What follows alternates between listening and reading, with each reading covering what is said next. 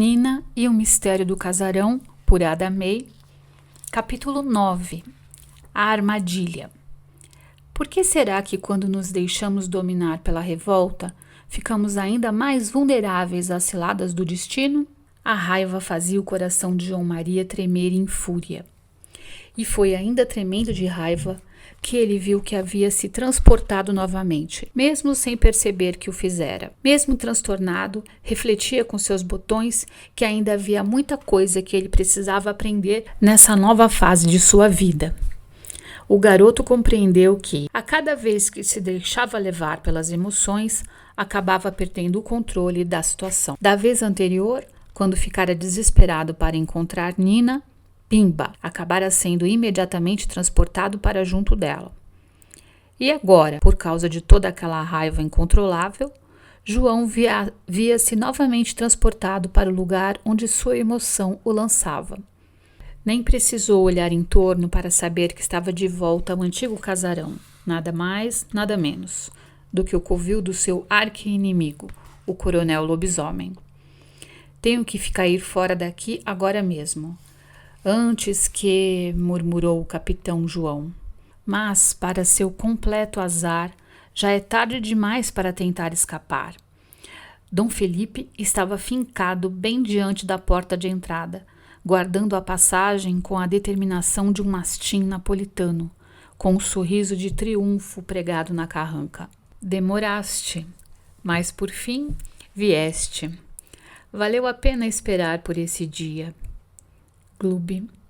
João Maria engoliu em seco o grito de terror que surgiu em sua garganta. Jamais daria àquele infeliz a satisfação de ver sequer uma sombra de medo refletindo em seus olhos. Calma, homem, és um capitão de fragata, pensou o garoto, tentando se recuperar do susto.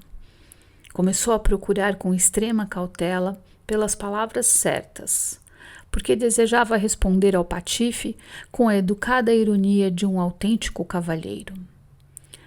Não foi minha intenção perturbá-lo, coronel. Na verdade, João começou o papo furado de propósito, para tentar ganhar tempo, enquanto esquadrinhava a sala, à procura de uma possível saída. E sequer ouviu a resposta, quando seus olhos de águia perceberam que havia do outro lado do grande salão uma janela entreaberta. O instante seguinte, ele passou calculando se haveria tempo para percorrer tamanha distância antes de ser pego pelo traste. Mas contou com o empecilho provocado pela perna manca do coronel para atrapalhá-lo na sua perseguição. Então, João decidiu que valia a pena arriscar, já que não tinha mesmo outra escapatória. Antes que o velho fantasma pudesse perceber sua verdadeira intenção, João reuniu toda a sua coragem e força para dar uma poderosa arrancada, cruzando a sala correndo a toda velocidade. Porém, quando estava a apenas um passo de alcançar o parapeito da janela, seu corpo foi brutalmente agarrado por um par de braços rudes, compridos e peludos, como os de um orangotango. João começou a se debater como um cavalo chucro, enquanto o capataz se esforçava para travar o corpo do menino, torcendo seus braços às suas costas, quase a ponto de quebrá-los. Dessa vez peguei o fujão, coronel, vangloriou-se o traste. Dom Felipe aproximou-se sem pressa, com seu passo arrastado, ressoando no cômodo quase vazio. Ao vê-lo, João Maria parou de lutar. Impertigou-se todo, e encarando-o com um olhar feroz e a altivez de um verdadeiro capitão, disparou um desaforo. Se pretende matar-me, saiba que chegou tarde. Plaft! Ouviu-se claramente o som seco reverberar pela sala, quando a mão ossuda do coronel atingiu com toda a força o rosto do garoto. Insolente! Para o tronco com esse verme! Vou te ensinar que há coisas piores do que a morte, rugiu Coisa Ruim. Em seguida, o capataz descobriu que não seria uma tarefa fácil cumprir com as ordens de seu patrão. Ele precisou reunir toda a sua força e determinação para arrastá-lo pelo terreiro, ao mesmo tempo em que se esquivava do garoto, que escoiciava furiosamente o ar, tentando atingi-lo com as pernas. João lutava como uma onça, porque sabia que, se perdesse a briga e não conseguisse fugir antes de ser atado ao tronco, não teria uma nova chance. Estaria perdido, pois não havia mais ninguém que pudesse ajudá-lo. Porém, claro está que a força de um homem é sempre maior que a de um menino, por mais guerreiro que ele seja. E, finalmente, o Garrasco conseguiu prendê-lo. Peste! Espera que mais tarde eu volto para te dar o que você merece. Ameaçou o capataz antes de deixá-lo. O endiabrado coronel acertara no castigo. Mais do que a dor de ser humilhado e do medo de levar uma surra de criar bicho, a coisa que o menino mais temia na vida era ir parar naquele tronco amaldiçoado. Vezes sem conta, ele havia testemunhado o martírio dos escravos que trabalhavam na fazenda e no próprio casarão. Homens fortes e valentes que ele viu implorar por misericórdia ao cabo de alguns dias, sem comer e nem beber. Isso sem falar nas chibatadas de cortar o couro que o coronel gostava de aplicar pessoalmente nos pobres diabos. Muitos foram os que, apesar de toda a força e valentia, sucumbiram e não saíram vivos daquele tormento. Entregue à quietude da noite, João lutava consigo próprio, tentando não se deixar vencer pelo cansaço e pelo desespero. Fechando os olhos, ele tentava em vão acalmar seu espírito febril, imaginando que, se fosse capaz de pensar com toda a sua força na atitude de escapar, talvez, como das outras vezes, pudesse mover-se para longe dali. Mas quando ele finalmente reabriu seus olhos, esperando estar noutro lugar, e percebeu que continuava preso no maldito tronco, começou a chorar desconsolado. Ele imaginava que, como estava cansado e com muito medo, não conseguia reunir a energia necessária para fugir. No entanto, se o garoto pudesse ver a si próprio à distância, perceberia que havia uma corrente de energia escura e pútrida, atando seu corpo espiritual ao antigo aparelho de tortura. O coronel tinha engendrado essa armadilha de energia malévola para garantir que sua vítima não escaparia novamente de suas garras de lobisomem. Enquanto João vivia seu tormento no tronco, Anita continuava em sua busca desesperada, percorrendo as cercanias do casarão à procura do filho. Usando de toda a cautela, ela espiava através das janelas empoeiradas, tentando encontrá-lo. Anita não poderia se arriscar a surgir dentro da casa, porque aquele era o território inimigo, a própria toca do lobo. No decorrer de todo o tempo em que vagara sobre a terra, ela apenas frequentara o sótão do casarão, indo até lá apenas quando o filho também ia, acalentando a vã esperança de que um dia ele a percebesse, coisa que, aliás, nunca aconteceu. Foi escondida pela penumbra da noite e abaixada bem quietinha junto à porta, que ela ouviu uma movimentação no salão principal. Colando o ouvido junto à parede, Anita conseguiu ouvir um retalho da conversa. Pronto, coronel, o bicho brabo tá preso no tronco, conforme suas ordens, disse o capataz. Deixa esse marreco lá, que atrás desse vem mais. Vamos usá-lo de isca, que ele é peixe miúdo. Ouvindo essa conversa sinistra, Anita teve um sobressalto. Sentiu uma pontada no peito quando soube que seus inimigos haviam chegado antes dela. Aquele cão danado prendeu João Maria no tronco, gemeu ela cheia de aflição. Sem poder pensar em mais nada, a moça imediatamente se transportou para os lados da senzala, onde ficava o lugar do martírio, que era o nome que os escravos haviam dado àquele pátio de tristes lembranças. Ao vê-lo ali, desamparado e entregue ao desespero, o coração de Anita rosnou de indignação. Desejando consolá-lo, ela se aproximou do menino e, com a mão trêmula de emoção, começou a afagar sua testa, certa de que esse gesto de ternura não seria percebido pelo filho. Subitamente, João Maria sentiu como se houvesse uma leve brisa soprando à sua volta. Então, ele ergueu a cabeça que trazia caída sobre o peito e, abrindo os olhos, se deparou com uma bela moça. Era a mesma cujo retrato João vira guardado no camafeu. Mãezinha?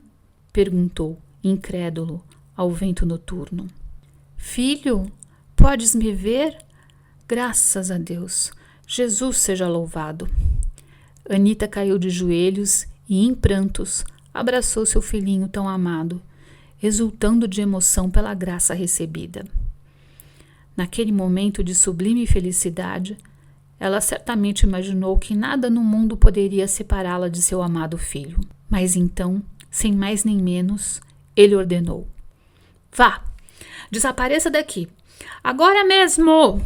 Em gritos desesperados, tão altos que parecia que seus pulmões iriam se arrebentar. Anita ficou completamente atarantada com essa reação.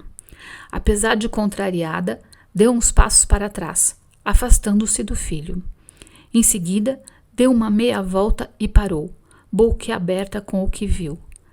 Havia, bem diante de seu nariz, um espectro de aparência repugnante.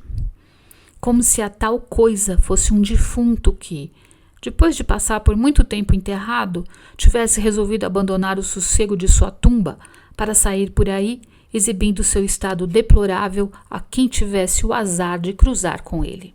Sem pensar em mais nada e seguindo instintivamente as ordens de seu capitão, Anita desapareceu segundos antes que o monstrengo pudesse agarrá-la.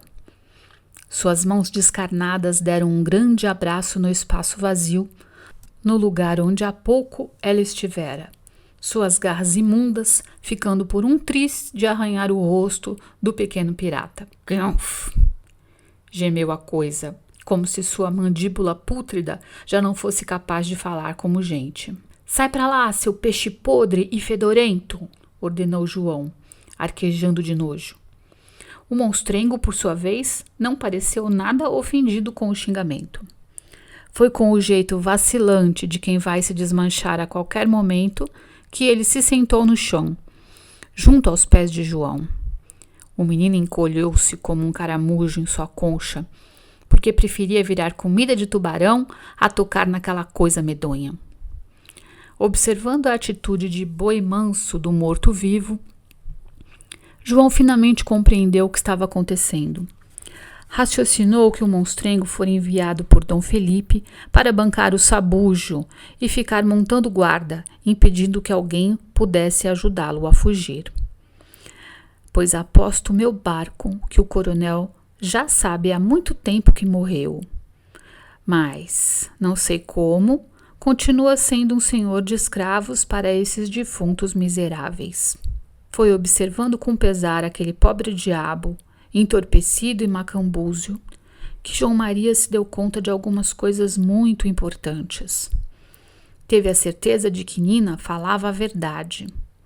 De certo que a vida não acabava com a morte, porque, do contrário, ele já estaria morto e enterrado desde o dia em que caíra daquela bendita árvore, e não teria tantos problemas a enfrentar.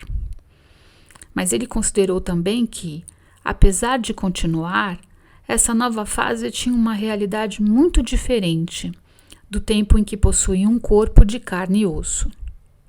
O melhor exemplo disso eram as coisas que ele conseguia fazer agora que estava morto e que jamais poderia ter feito antes, enquanto vivo. E pensou com imensa tristeza em sua própria solidão ao morrer, constatando que nem sempre as pessoas que se amavam podiam reencontrar-se depois disso. Porém, alegrou-se um pouco ao lembrar que finalmente pudera conhecer sua mãezinha querida, que, antes, a própria morte lhe tomara sem aviso. Foi esse pensamento feliz que deu a João uma belíssima ideia.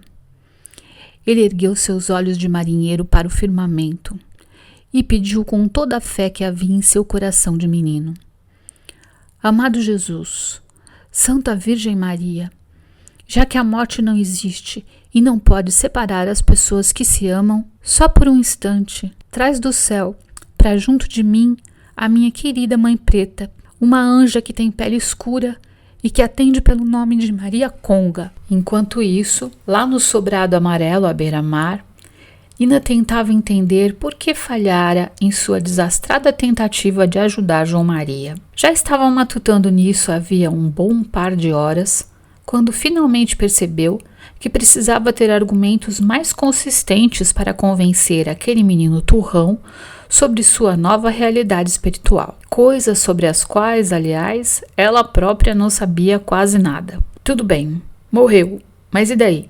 O que vem depois? Se o sujeito foi bom, vai para o céu. Se foi mal, vai para o inferno. E se for só distraído, que nem o João, não vai para lugar nenhum? Fica por aí? Ao Deus dará? Tem que haver uma boa explicação para isso tudo. E preciso descobrir qual é, antes de encontrar novamente com ele. Por essa vez, Nina compreendeu que nem mesmo sua estratosférica intuição daria conta do recado sozinha. Ela sabia que precisaria da ajuda de respostas racionais que pudessem convencer sem sombra de dúvida seu revoltado amigo pirata. É que ela decidiu ir até a casa da avó fazer uma consultazinha ao amontoado de livros que o avô deixara em seu escritório. Ainda estava do lado de cá, ele vivia com o nariz metido em seus preciosos livros, sempre lendo, relendo e estudando. Nina tinha praticamente a certeza de que havia de encontrar em algum lugar daquela montanha literária as informações de que tanto precisava para resolver o caso de Anita e João Maria. No fundo, alimentava a esperança de que uma pessoa muito especial aparecesse para lhe inspirar algumas ideias importantes. Assim que chegou, Nina encontrou a avó no jardim, ocupada com suas flores. A neta explicou que desejava procurar por um livro no escritório do avô para fazer um trabalho escolar. Pegue o que quiser, querida. Tenho certeza de que seu avô ficaria muito feliz em vê-la usando seus livros. Vou só terminar de replantar essas mudinhas e já entro para preparar um suco para nós. O dia está muito quente, não acham? Sim, Nina achava que o dia estava quente e também achava que estava tendo um ótimo começo para realizar sua busca, porque desejava mesmo ficar a sós com suas inquietações espirituais e existenciais. Uma vez dentro do escritório do avô, ela se deteve por um longo momento contemplando as prateleiras da estante, abarrotadas com os incontáveis livros de seu querido avô. Notou que seria muito mais difícil do que ela havia imaginado saber por onde começar sua pesquisa. Havia uma verdadeira infinidade de títulos. Romances históricos, uma coleção inteira sobre filosofia, livros de diferentes autores sobre espiritismo e até mesmo um pequeno achado, uma antiga coleção do Sítio do Pica-Pau Amarelo de Monteiro Lobato. Distraída, Nina pegou um dos volumes e começou a folheá-lo, relembrando com saudade dos bons tempos em que o avô lia para ela as aventuras da boneca Emília e da turma do sítio. Lembra como a gente se divertia com essas histórias? Perguntou o avô, escarrapachado como de costume em sua poltrona preferida. Primeiro Nina se assustou com a surpresa. Depois, seu coração amoleceu de tanta felicidade. Num jorro frenético de seu pensamento, ela transmitiu ao avô toda a carga de emoção e preocupação que a levara até ali naquele dia, incluindo a vergonha que sentia por não ter dado ouvidos aos seus conselhos sobre o casarão. Ah, eu sei, querida. Você é muito boa. Eu devia ter imaginado que você jamais se negaria em ajudar alguém, mesmo que isso a colocasse em perigo. De qualquer forma, existem situações às quais não podemos nos furtar. Apesar de minha preocupação, saiba que fiquei feliz com sua atitude de amor com o próximo. Nina apenas sorriu. Após um instante, voltou à carga. Vô, eu preciso que me ajude com o João Maria.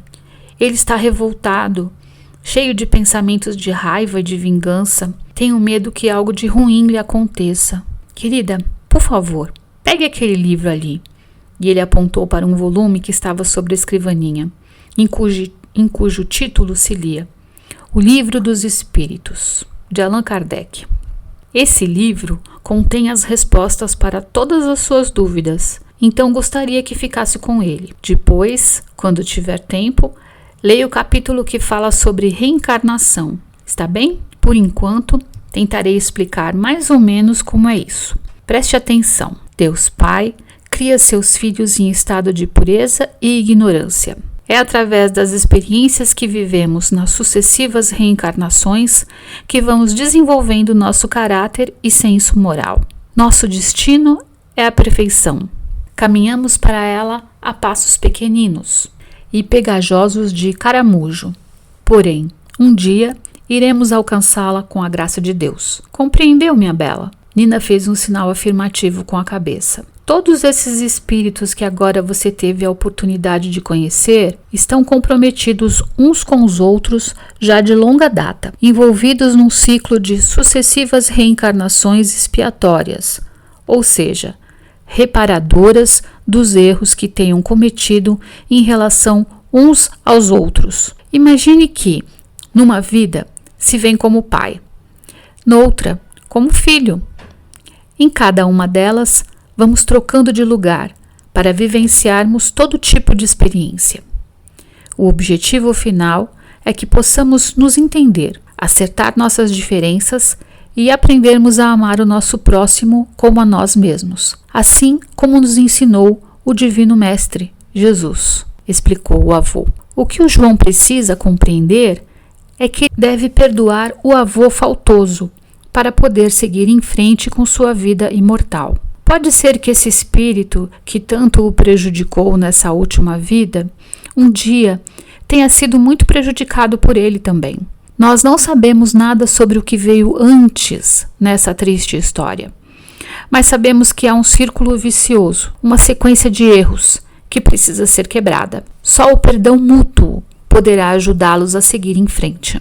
Ai, vô, não sei não, mas eu acho que isso é quase impossível de acontecer. Ao menos por enquanto. Não faça essa carinha de desânimo.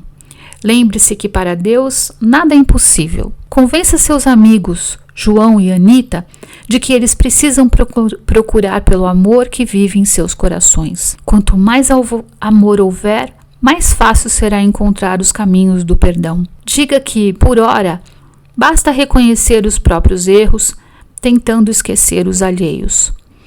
Eles precisam quebrar essa sintonia de ódio, porque ela acaba funcionando como uma corrente que os mantém algemados uns aos outros, presos por essa energia ruim. Esquecer hoje para melhor perdoar amanhã e reencontrar o maior número de afetos perdidos. Essa é a minha receita para seguir adiante. Quando todos os erros foram esquecidos e os amores devidamente reencontrados, Deus dará para esse grupo de espírito novas oportunidades de progresso. Novas encarnações serão preparadas. Novos destinos serão traçados no cenário das vidas sucessivas, no longo caminho rumo à perfeição. Vô, também sinto saudades de você. Será que irei reencontrá-lo algum dia? Filha do meu coração, saiba que, sem sombra de dúvidas, nosso reencontro é certo. O amor que une as almas é uma liga que não se corrompe jamais. Aquilo que o amor uniu, nada nem ninguém poderá separar. E mesmo agora, enquanto vivemos em planos diferentes da matéria, saiba que sempre estarei ligada a ti pela força do nosso pensamento de amor. Gostaria de pedir para que fosse lendo esse livro de valor inestimável enquanto cresces, devagarzinho, em doses homeopáticas, sem nada de pressa. Há aqui um verdadeiro tesouro de informações que você precisa ter ao seu alcance, porque de certo serão muito úteis ao longo de sua vida. Até um dia, meu amor. Fica com Deus. Despediu-se o avô, soprando-lhe um beijo, e desapareceu do mesmo jeito que surgira, largando a poltrona vazia. Nina apertou o livro contra o peito. Era um verdadeiro tesouro e continuava bem preso em suas mãos. Era um presente real e não sumiria a qualquer instante ao sopro da vontade de alguém. Sua velha intuição lhe dizia que aquele livro ainda seria muito útil no futuro, conforme previa seu amado avô. Não se esqueçam de curtir o vídeo e de se inscrever no canal Letras Brasílias. Compartilhem com seus amigos e amigas para que nosso conteúdo possa chegar a quem precise dele. E se tiverem dúvidas, escrevam nos comentários para eu poder responder para vocês, ok? Até o próximo capítulo.